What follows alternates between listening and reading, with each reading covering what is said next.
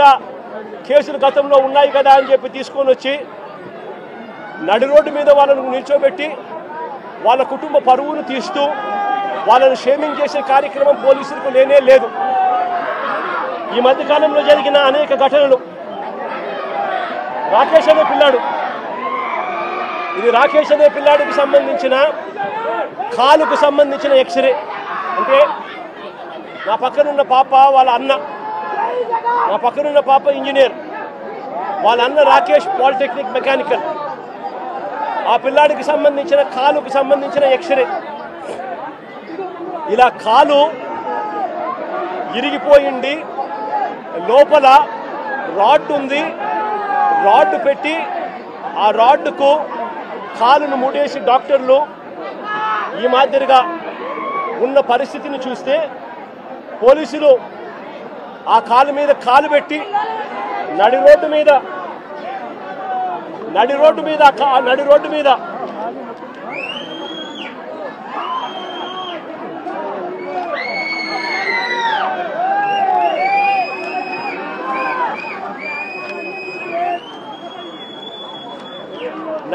మీద ఆ పోలీస్ కాలు తొక్కుతూ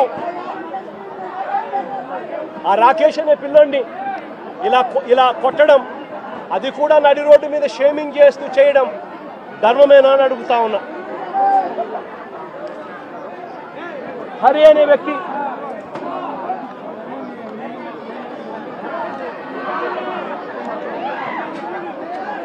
హరికృష్ణ అనే వ్యక్తి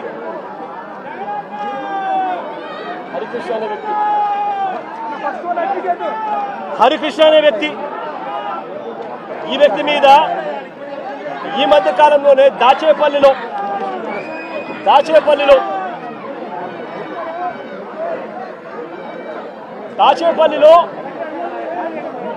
హరికృష్ణ అనే వ్యక్తిని తప్పుడు కేసు పెట్టి ఈ మధ్య కాలంలోనే దారుణంగా సిఐ క్వార్టర్స్ లో పడేస్తే, ఇంత దారుణంగా కొట్టి పడేస్తే వారి తల్లిదండ్రులు, గ్రామస్తులు వచ్చి ఆందోళన చేసి ఈ పిల్లాడిని రక్షించుకున్నారు. ఈ కేసులో కూడా ఎలాంటి గాయాలు జరగలేదని, ఎలాంటి గాయాలు ఆ పిల్లాడికి రాలేదని డాక్టర్లు దొంగ సర్టిఫికెట్ కూడా ఇప్పించుకున్నారు. ఆ పిల్లాడు ఈ రోజు కూడా నడవలేని పరిస్థితిలోనే ఆ పిల్లాడు ఉన్నాడు. రాజమండ్రిలో పులిసాగర్ అనే సోషల్ మీడియా యాక్టివిస్టు, రాజమండ్రిలో పులివీరన్న అనే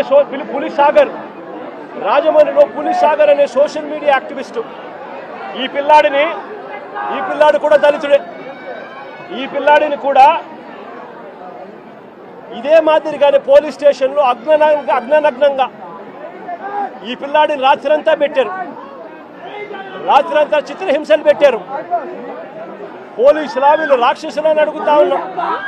సోషల్ మీడియాలో ఈ పిల్లాడు క్వశ్చన్ చేసిన దానికి ఈ పిల్లాడి పరిస్థితి రాజమండ్రిలో ఇది. ఆడపిల్లలను కూడా చూడకుండా సుధారాణి అనే వైఎస్ఆర్సీపీకి సంబంధించిన యాక్టివిస్టు, కృష్ణవేణి అని వైఎస్ఆర్సీపీకి సంబంధించిన ఇంకొక మహిళా యాక్టివిస్టు, వీళ్ళిద్దరూ కూడా ఆడపిల్లలను కూడా చూడకుండా నెలలు రకరకాల పోలీస్ స్టేషన్లు వీళ్ళని తిప్పారు. రకరకాల పోలీస్ స్టేషన్లలో వీళ్ళ మీద కేసులు నమోదు చేస్తూ వీళ్ళను తిప్పుకుంటూ వచ్చారు. నేను అడుగుతా ఉన్నా, డెమోక్రసీలో మనం ఉన్నామా లేదా అన్నది ప్రజలందరూ కూడా ఆలోచన చేయాలని అడుగుతా ఉన్నా నేను అందరినీ కూడా. రాష్ట్ర వ్యాప్తంగా కూడా ఇలాంటి ఘటనలు జరుగుతూ ఉన్నాయి. పోలీసులు తెలుగుదేశం పార్టీకి సంబంధించిన రెడ్ బుక్ రాజ్యాంగాన్ని అమలు చేయడంలో నిమగ్నమై ఉన్నారు. మొట్టమొదటిసారిగా రాష్ట్రంలో ఈరోజు చూస్తూ ఉన్నాం. తెలుగుదేశం పార్టీ సాక్షాత్తు సిఐల్ని, సాక్షాత్తు డిఎస్పీల్ని, సాక్షాత్తు ఎస్ఐల్ని ఉపయోగించుకుంటూ పోలీసులను కలెక్షన్ ఏజెంట్లుగా వాడుకుంటా ఉన్నారు. ఎమ్మెల్యేలు వ్యాపారం చేస్తారు. మద్యం దగ్గర నుంచి, ఇసుక దగ్గర నుంచి, మట్టి దగ్గర నుంచి, నియోజకవర్గంలో జరుగుతూ ఉన్న ప్యాకాట క్లబ్బుల నుంచి అన్నింటిలోనూ కూడా ఎమ్మెల్యేలు దగ్గరుండి నడిపిస్తారు. పోలీసులు దగ్గరుండి వాళ్ళకు ప్రొటెక్షన్ ఇస్తారు. దగ్గరుండి పోలీసులు వాళ్ళ దగ్గర నుంచి మామూలు వసూలు చేస్తూ ఉన్నారు. మామూలు వసూలు చేసి పోలీసులు ఇంత, ఎమ్మెల్యేలు ఇంత, చంద్రబాబుకి ఇంత, లోకేష్కి ఇంత అని చెప్పి పంపకాలు జరుగుతూ ఉన్నాయి. రాష్ట్ర వ్యాప్తంగా ప్రతి నియోజకవర్గంలో ఇదే జరుగుతూ ఉన్నాయి. ప్రతి గ్రామంలోనూ బెల్ట్ షాపులు కనిపిస్తూ ఉన్నాయి. ప్రతి మందు షాప్ పక్కన పర్మిట్ రూములు లేకుండా ఇల్లీగల్ పర్మిట్ రూములు కనిపిస్తూ ఉన్నాయి.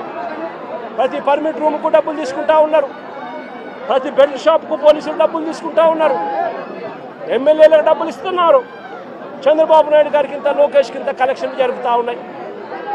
ఇసుక, ప్యాకాట, మట్టి, సిలికా, క్వాడ్స్, లాటరైటు ఏది వదలకోకుండా నియోజకవర్గంలో ప్రతిదీ కూడా వసూళ్లు కార్యక్రమం జరుగుతూ ఉన్నాయి. నేను అడుగుతా ఉన్నా, అసలు రాష్ట్రంలో ఇలాంటి పాలన జరిగేటప్పుడు పోలీసులను ఉపయోగించి యూనిఫామ్ తొడిగి వాళ్ళను దొంగల ముఠాలో భాగస్థులుగా చేసి వాళ్ళను వాడుకొని రెడ్ బుక్ రాజ్యాంగం నడుపుతా ఉన్న ఈ రాష్ట్రంలో లా అండ్ ఆర్డర్ అనేది ఉందా అని చెప్పి నేను గట్టిగా ప్రశ్నిస్తూ అడుగుతా ఉన్నా.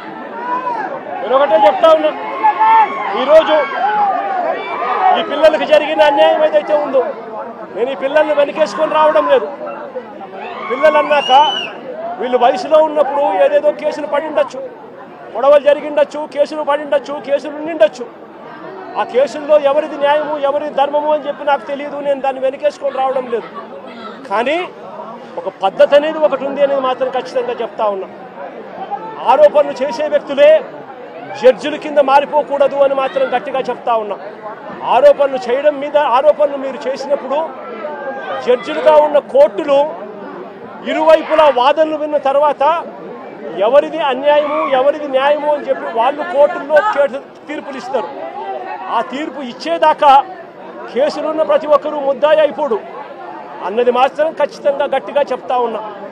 అలా కేసులు గతంలో ఉన్నాయి అని చెప్పి ఒక కారణం చూపించి నడి రోడ్డు మీద తీసుకొని వచ్చి నడి రోడ్డు మీద వాళ్ళ కుటుంబాన్ని, వాళ్ళ పరువు ప్రతిష్టలను, వాళ్ళందరినీ కూడా పరువు ప్రతిష్టలను మట్టి కలుపుతూ నడి రోడ్డు మీద వాళ్ళని కొట్టే అధికారం పోలీసులకు ఎవరిచ్చారు అని మాత్రం గట్టిగా ప్రశ్నిస్తూ అడుగుతా ఉన్నా. ఇప్పుడు ఈ పాప పెళ్లి కావాల్సిన పాప, ఈ పాప ఇంజనీర్, ఇదే కుటుంబంలో ఉంది. వీళ్ళ కుటుంబానికి సంబంధించిన పరువు ఎవరు తీసుకొని ఇస్తారు అని చెప్పి నేను అడుగుతా ఉన్నా. ఈ రకంగా వీళ్ళ కుటుంబాలతో ఆడుకోవడం ధర్మమేనా అని మాత్రం ఖచ్చితంగా అడుగుతా ఉన్నా. రాకేష్ చెల్లెలు engineer, Victor junior advocate, Victor చెల్లెలు కూడా ఇంజనీర్. విక్టర్ వాళ్ళ నాన్న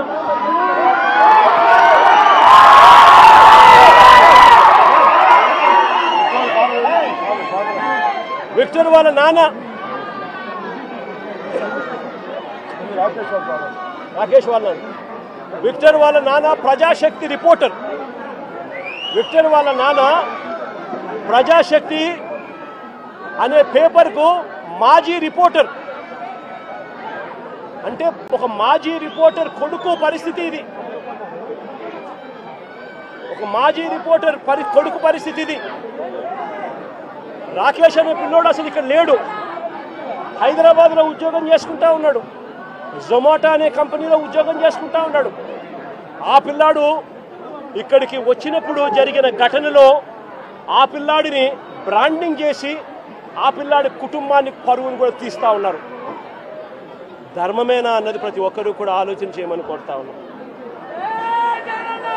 లా అండ్ ఆర్డర్ పూర్తిగా కుప్పకూలిన పరిస్థితుల మధ్య చంద్రబాబు నాయుడు గారి ప్రభుత్వంలో ప్రతి వ్యవస్థ నీరుగారిన పరిస్థితుల మధ్య